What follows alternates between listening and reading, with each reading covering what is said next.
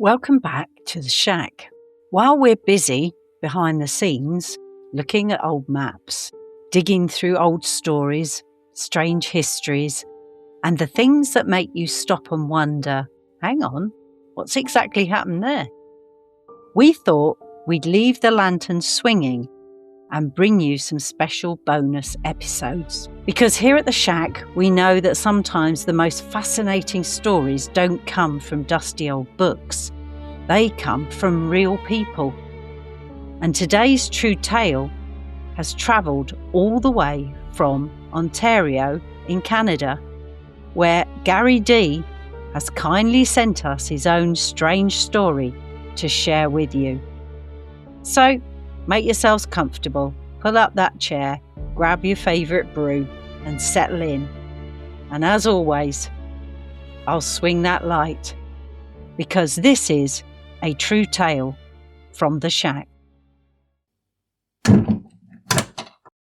Oh, hell no. Yeah, this strange kind of story occurred back in the late 80s.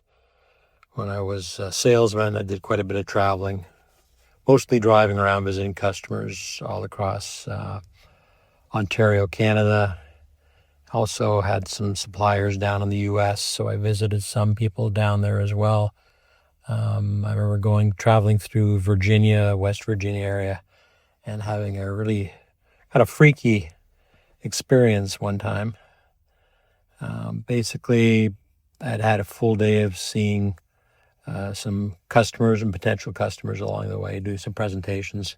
There is a major highway that winds through, but I was kind of off into more of a rural area, and there were some smaller locations, little retail outlets and dealers, distributors for the product that was selling at the time.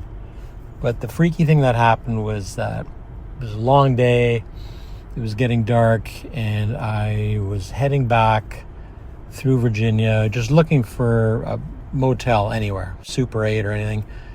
So heading back through some rural roads, and a couple of things. One, I really had to pee really bad. I'd had a couple of coffees to stay awake and a bottle of water. Desperately had to find a restroom. And the other thing is I was running on fumes. The vehicle was almost dry. Gas tank was huffing and puffing, just looking for a gas station. And I'm going down this dark, barely lit road. There was the odd light here and there from the odd kind of a hovel of a shack house here and there. But eventually, luckily, I saw a little gas station sign. So I pulled in, went up to the pump. The first pump, I noticed that the nozzles that you put into your gas tank, the nozzles were hanging there all around it, but they had been cut off right at the hose, the rubber hose attachment. And I only noticed there was one pump that looked like it was working fine, and I could seemed to be operational. So I put the nozzle into my vehicle to fill it up. Nothing was happening. So I decided to walk up to the little, it was kind of just a very small shack of a building, and I could see kind of a front area with a cash register. So I walked in the front door. There was a little metal bell at the door, the ones when you open the door, it just rings, ding, and looked around to see if anybody saw me. There was nobody at the front desk. There didn't seem to be anybody in the store of this gas station at all. And it was kind of a creepy looking store because it was really dimly lit, and the lights were kind of flickering. And it was a dirty, grimy old place. It'd been there for decades and probably never cleaned. So I'm at the front and I'm kind of calling, going, hello, anybody here? I need gas, anybody here? And then I hear something in the back, and I hear this weird kind of dragging sound. And what do I see? I see this very old woman. She must have been 80, 85 or so, because her face was nothing but wrinkles. And she probably stood no more than 3.5 feet tall, and she had one of those walker things in front of her. So she'd go clunk, shuffle, shuffle, shuffle, clunk, shuffle, shuffle. And it took her literally 5 or 6 minutes to get up to the front counter. So she gets to the front counter, never looks at me, doesn't say a word, gets up there, and then I noticed that there's a little, I don't know if it's a box or something, that she steps up on top, and then she jumps on top of the stool, which is kind of like a bar stool. She jumps up on top to make herself higher, and then she's facing me, and she's got these thick-rimmed pop bottle glasses, really high magnification lenses, kind of cat eye, thick glasses. So she pushes them up her nose, and she's got this big head of hair, which I'm surprised at a woman her age. Maybe it was a wig. But she just looks at me, and I just see these giant eyeballs through the magnification of her lenses. And she just looks me over, doesn't say a word. And I say to her, "Excuse me, ma'am, I need to get some gas. I just noticed there's only, one pump working there. Can I get some gas, please? I've got no gas left at all in my car." So she looks at me again, doesn't say anything. And finally, she just kind of looks at me and says, "You need some gas, do you there, boy? How much money you got in your pocket? We only take cash. None of them credit cards and plastic shit. How much money you got?" So I thought that was kind of strange, kind of a strange question. I just said, I'll take $20 worth of gas. I think I can get at least that into the tank. So make it $20. Well, I don't know. I could probably give you 10. Okay, make it 10 then. I'll give you $10 and we'll do that. But before I get the gas, I really have to go to the restroom. You've got a restroom in here, right? Of course we do. Come on, are you crazy? Just go down the hallway, follow the sign. So okay, thank you very much. And then she kind of motioned with her hand with these long, dirty fingernails. She motioned towards a key that was laying on that front counter. And it was a key with a chain on it, and it was attached to this large, had to be at least a foot long. It looked like the jawbone of some weird animal with teeth hanging off of it, all yellowed. I thought that was kind of creepy. So I grabbed that, went down this dirty old hallway, and the walls had all yellowed, and there were stains on the walls, and there was kind of that drop ceiling, and it was all cracked and dirty. And I go down to where the restroom is, and there's a little sign there.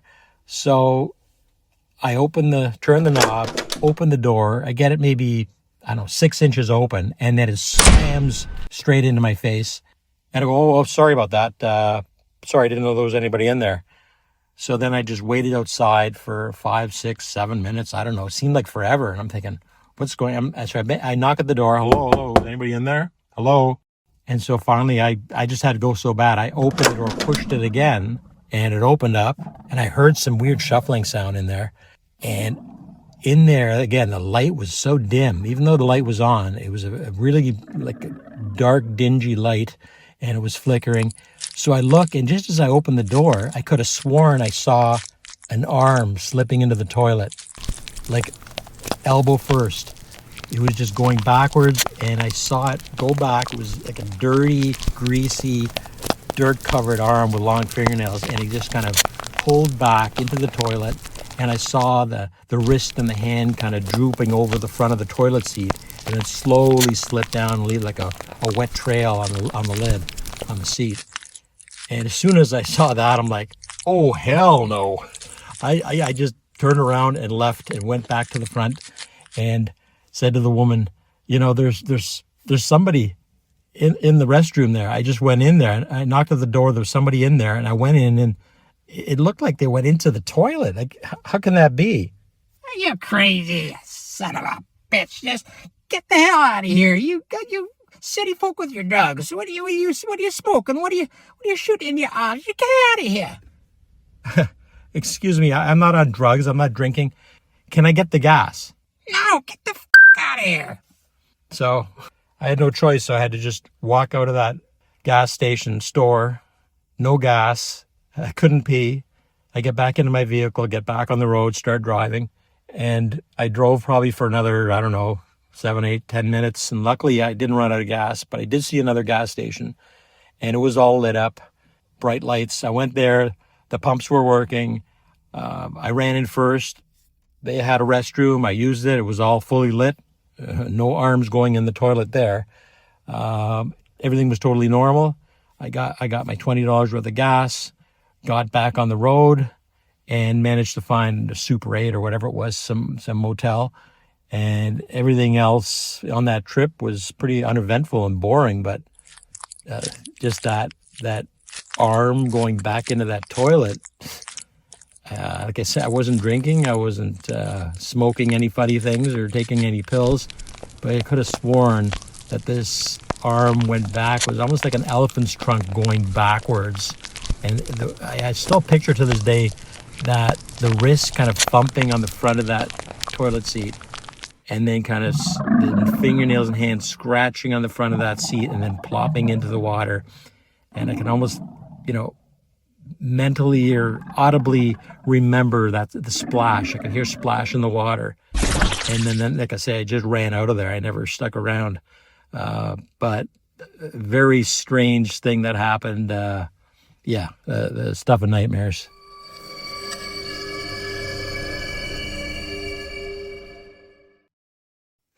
And that brings us to the end of tonight's true tale from the shack. A huge thank you to Gary D in Ontario for sending that one in. Gary, that story has been sitting in the air of the shack like a cold draft that can't quite find its way out.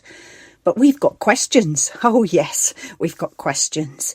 Gary, did you ever drive that road again and find yourself passing that same stretch? And if so, did you look for that old gas station? Was it actually there? Or did you have a time slip experience? Or if it was there, did you avoid it completely? I think I would. And did you ever ask at the ordinary gas station about the creepy one 10 minutes or so back? The one that shouldn't have felt so wrong and yet clearly did? Because that's the part that lingers, isn't it? Not just what was seen, but what might have been known. And to everyone listening, what do you think happened there? A glitch in the matrix or something out of the ordinary? Maybe a place that folds a little differently in the dark, or something else entirely slipping through when no one's looking, except Gary. To our listeners, we want your theories, your explanations, your experiences, if you've had anything even remotely like it. Write to us, comment or send any thoughts to shackpackinbox@gmail.com, because the shack has a habit of listening even when it's quiet. So until next time, if you find yourself in a gas station and witness something unbelievable climbing out of the toilet, consider for a moment that whatever it is, its business might not yet be finished. Remember to follow or subscribe, it's free, and share to anyone who loves a strange or eerie tale.